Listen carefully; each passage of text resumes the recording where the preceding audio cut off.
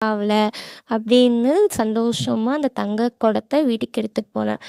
இன்னொரு அடுத்த நாள் பார்த்தா, அந்த தங்க குடத்துலேருந்து மாம்பழமோட சின்ன ஒரு செடியா வளர்ந்துருந்துச்சு. அந்த செடிய என்ன பண்ணாருன்னா, அந்த தோண்டி தோண்டி குழியா வச்சார்ல, அதில ஒரு குழியில இந்த மாமரத்தோட செடிய வச்சு நட்டாரு.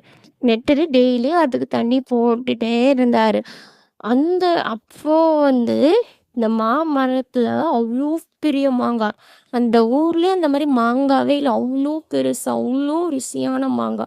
அவருக்கு ஒரே சந்தோஷம். அந்த மாங்கா வித்து அவ்ளோ காசு சம்பாரிச்சாரு. இன்னொரு பாட்டி இந்த கடைல வந்தாலும், அந்த பாட்டி பக்கத்துல அவங்க மாங்கா தோப்புல எந்த சின்ன சின்ன மாங்கா தான் இருக்கு. நல்லாவே இல்ல, விக்கிறது இல்ல அப்படின்னு அந்த கடுப்புல இந்த மாங்கா செடிக்கு வந்து தீய வச்சு எரிச்சுட்டாரு. ஸோ என்ன சொல்றது, ஒருத்தவங்க நல்லா இருந்தது இன்னொருத்தவங்களுக்கு பிடிக்கல. ஸோ இந்த மாரி இருக்கக்கூடாது. Thank you.